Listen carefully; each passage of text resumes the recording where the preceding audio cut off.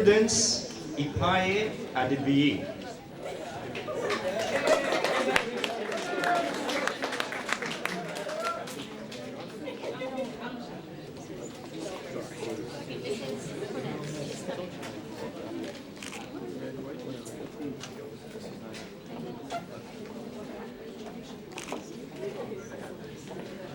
Judith Jayaranjan.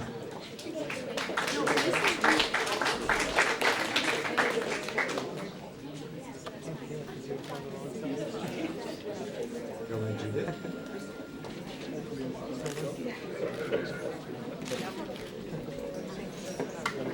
Catherine Karupasamy.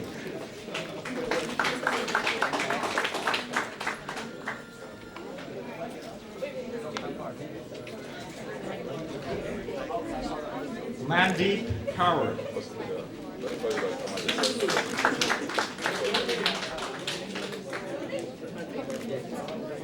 Sana Khan.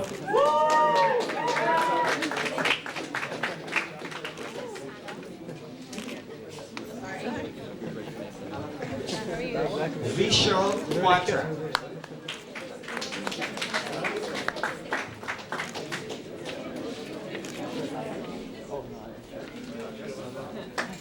Nilu Manoharan.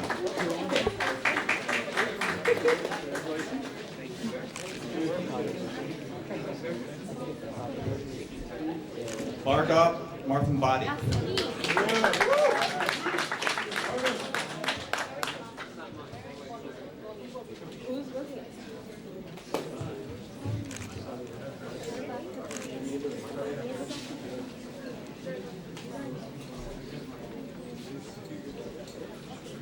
Sulema Mian.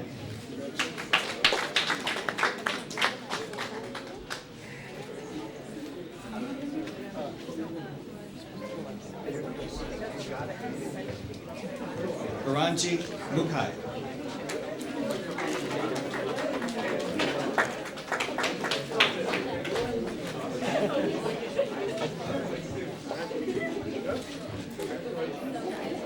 Diane Nicholas.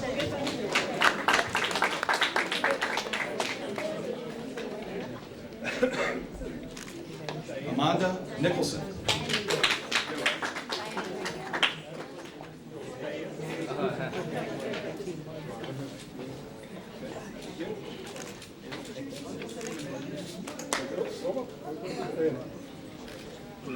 Troncolino Ortega.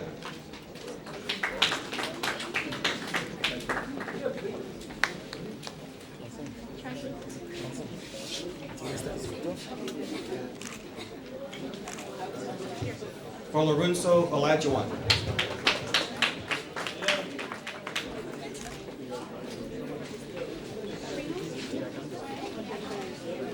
Srinal Patel.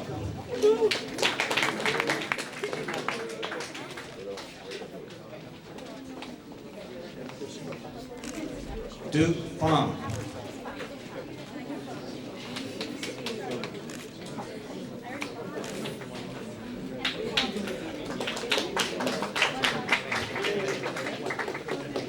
Benny Phillip.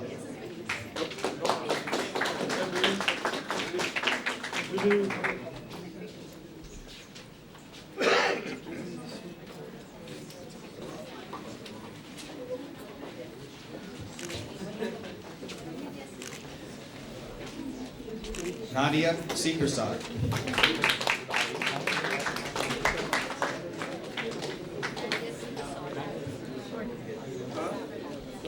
Navneet Setlur.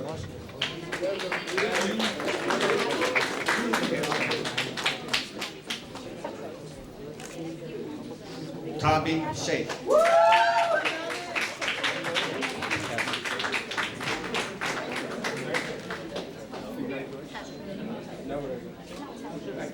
Ira Sidiki.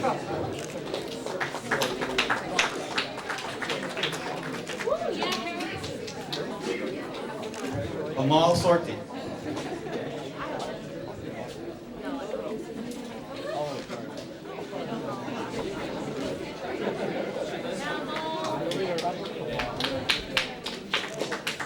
Shahan Saeed.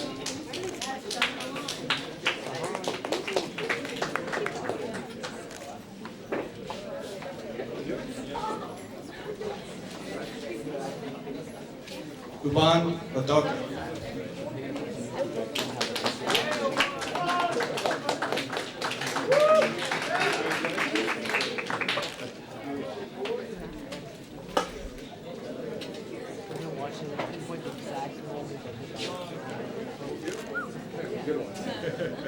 Prana Upadhyaya.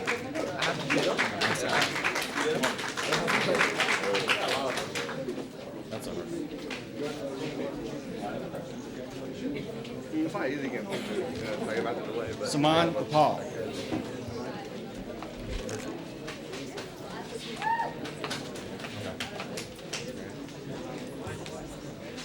Mian Usman.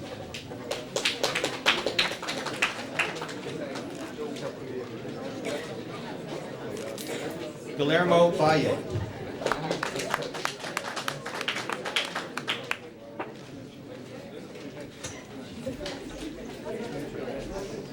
Humayun Wahid.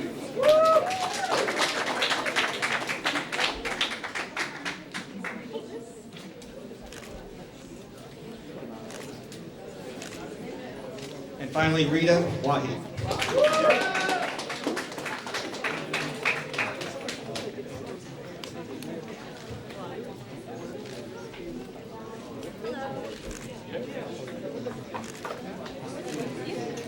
Congratulations.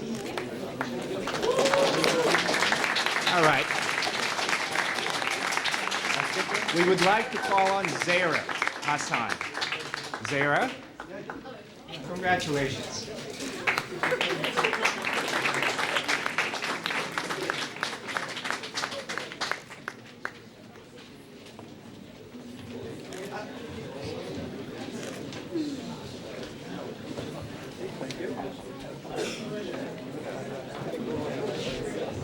At this time, I would like to call on Dr. Raghu Pillapa to lead us in reciting the Hippocratic Oath. All physicians and physician candidates, please stand.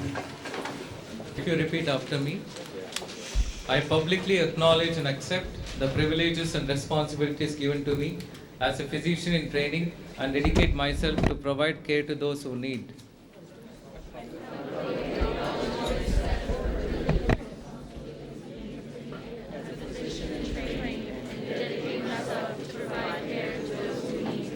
I approach all aspects of my education with honesty and integrity, embrace opportunities to learn from the patients, teachers, and colleagues. I approach all aspects of my education with honesty and integrity, embrace opportunities to learn from patients, teachers, and colleagues. I will always maintain the highest standards of professional conduct. I will always maintain the highest standards of professional conduct. I will certify only that which I have personally verified, and I will never receive nor give unauthorized assistance on examinations. I will certify only that which I have personally verified, and I will never receive nor give unauthorized assistance on examinations. I will value the knowledge and wisdom of the physicians who have preceded me. I will value the knowledge and wisdom of the physicians who have preceded me. I will recognize my weakness and strengths and strive to develop those qualities that will earn the respects of my parents, my colleagues, and my family and myself. I will recognize my weakness and strengths and strive to develop those qualities that will earn the respect of my parents, my colleagues, my family, and myself. I will respect the humanity, rights, and decisions of all patients and attend to them with compassion and without bias. I will respect the humanity, rights, and decisions of all patients and attend to them with compassion and without bias. I will maintain patient confidentiality and be tactful in my words and actions. I will maintain patient confidentiality and be tactful in my words and actions. I will value the diversity of the patient's experiences, cultures, and beliefs because it enhances my ability to care for them and enrich my education. I will value the diversity of patients' experiences, cultures, and beliefs because it enhances my ability to care for them and enrich my education. I will not forget that there is an art to medicine as well as science, and the warmth, sympathy, and understanding are integral to patient care. I will not forget that there is an art to medicine as well as science, and warmth, sympathy, and understanding are integral to patient care.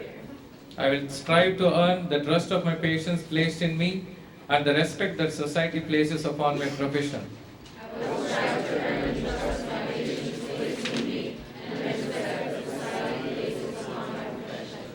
I will recognize the privileges afforded to me as a physician in training and promise not to abuse them.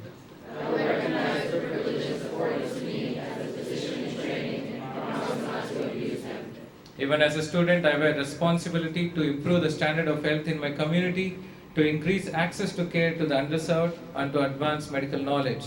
As I accept these new responsibilities, I will not forget the importance of my own health and well-being. Even as a student, I have a responsibility to improve the standards of health in my community, to increase access to care to the underserved, and to advance medical knowledge. As I accept these new responsibilities, I will not forget the importance of my own health and well-being.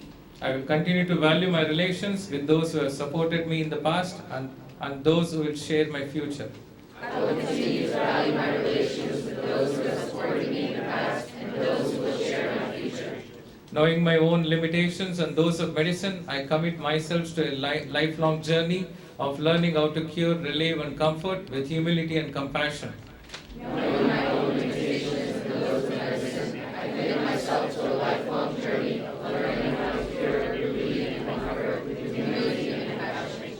I make these promises solemnly, freely, and upon my honor. I make these promises solemnly, freely, and upon my honor. I welcome you to this honorable profession of medicine. Thank you very much.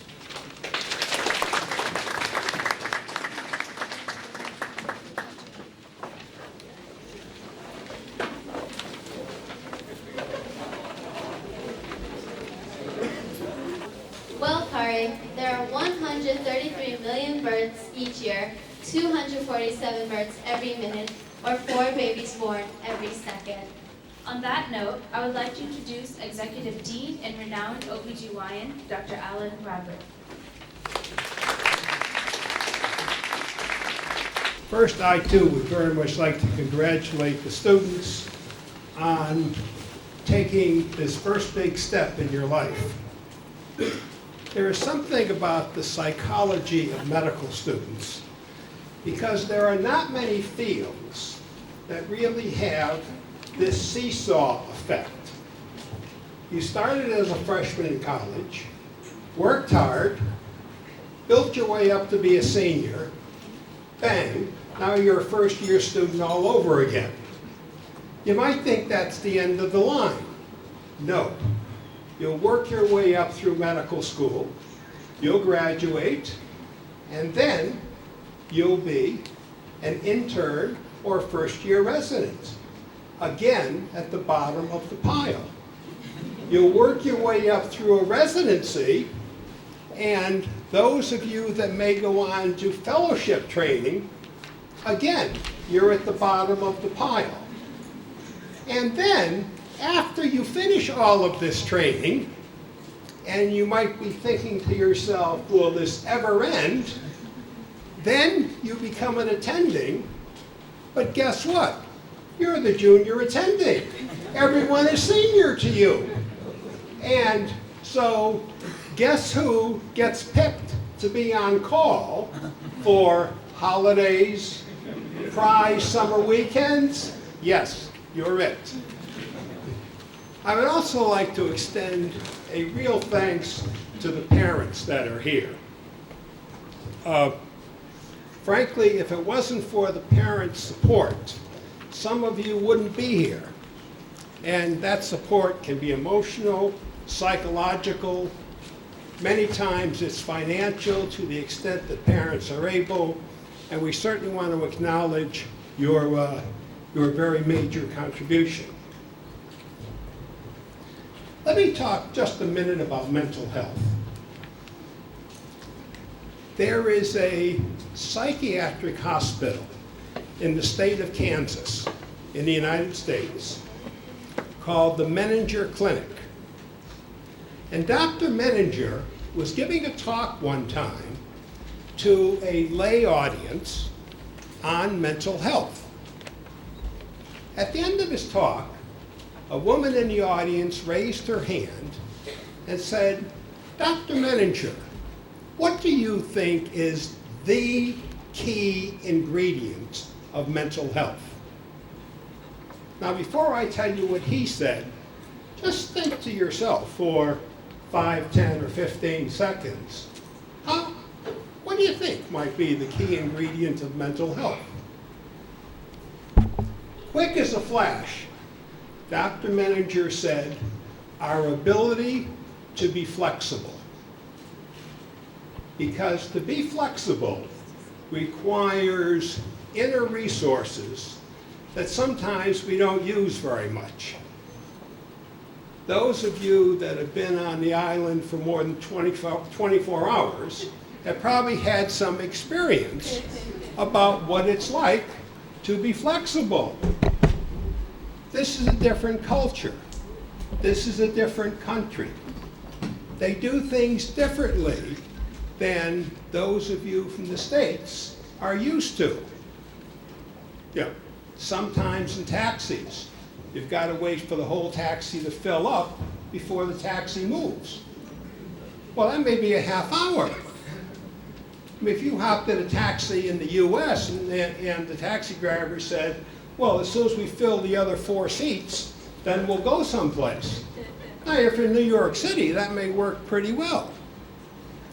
Those of you that have been to the grocery store, the grocery store may not have all of your favorite foods, or if it does have your favorite foods, and you go back 2 days later, they may be gone.